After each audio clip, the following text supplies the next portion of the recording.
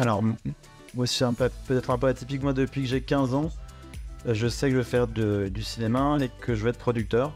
Et ça a commencé en fait vraiment quand j'ai vu un film qui parlait de ce métier, qui s'appelle Les Ensorcelés, qui est un film de Vincente Minnelli, et qui est un film d'ailleurs pas très joyeux sur le métier de la production, mais ça m'a donné super envie. La production, c'est quoi alors? Déjà en fait, le premier truc c'est de trouver des sujets ou des sujets avec des talents ou des talents. Donc les talents, c'est scénaristes, c'est réalisateurs, c'est comédiens. C'est le nerf de la guerre du métier, c'est le rapport au talent. Donc ça passe par la lecture de romans, d'essais, d'articles, de BD, de voir des séries, voir des films, et aussi passer son temps à rencontrer des gens du métier, passer son temps à lire des scénarios, des synopsis, des pitchs, etc. Donc soit on vous propose des trucs, quel que soit le stade, c'est-à-dire que ça peut être un scénario, ça peut être 10 lignes, ça peut être un truc à l'oral, ou ça peut être tiens j'ai lu ce bouquin, on a juste très bien l'adapter. Ou alors dans l'autre sens, tiens j'aimerais bien faire, je dis n'importe quoi, une comédie sur une famille qui s'engueule à Noël, ou voilà. Bon. Et donc je vais aller voir un tel pour écrire, pour réaliser.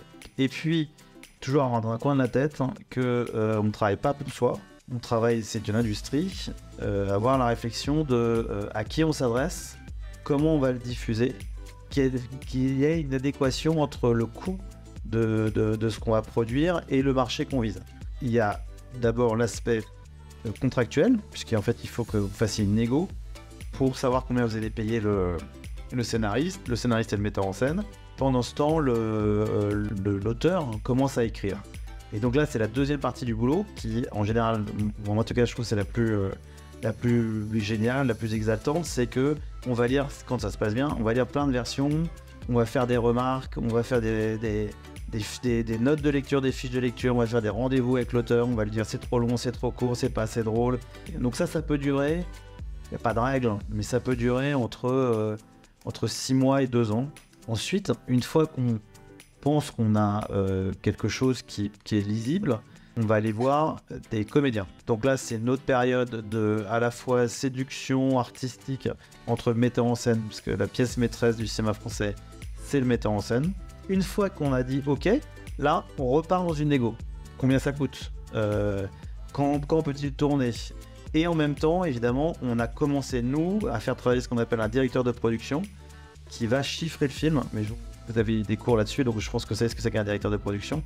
Et donc, il va travailler en général 15 jours, 3 semaines avec le premier assistant metteur en scène. Ils vont établir un plan de travail. Voilà, donc tel jour, on tourne telle scène, ça sera de jour, de nuit, dans tel lieu, dans machin, etc. Donc, en même temps, on commence à faire un peu des repérages.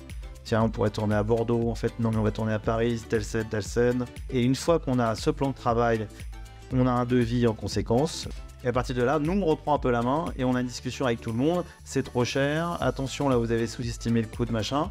Et on essaie de faire montrer le truc dans un cadre dont on pense qu'il sera finançable. On rentre en période de préparation et de tournage. Jusqu'au tournage, le producteur est plutôt en charge. Et au moment du tournage, pour reprendre la phrase de Jean-Luc Godard, le revolver change de main.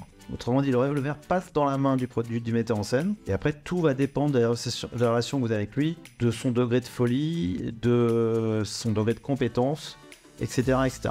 Notre rôle à ce moment-là, c'est évidemment s'assurer qu'on reste bien dans le budget, s'assurer qu'il n'y ait pas de problème artistique, c'est-à-dire que c'est éclairé trop sombre, ça peut être aussi bête que ça, ou que finalement on se rend compte qu'il y a trop de scènes de nuit.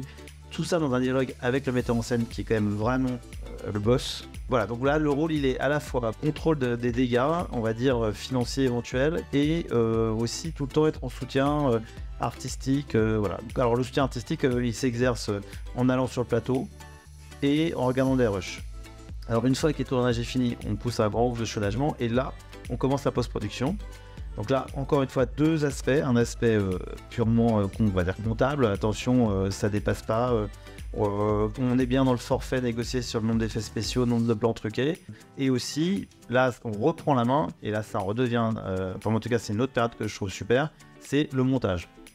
Donc on regarde les différentes versions du montage, et là on peut vraiment de nouveau avoir un impact. C'est-à-dire essayer de faire couper des trucs, dire qu'on comprend pas, etc. Puis ensuite en le montrant au distributeur, rediscussion, aux chaînes de télé, rediscussion. Et pendant ce temps, mise en place, réflexion avec distributeur sur le marketing, et donc après la sortie.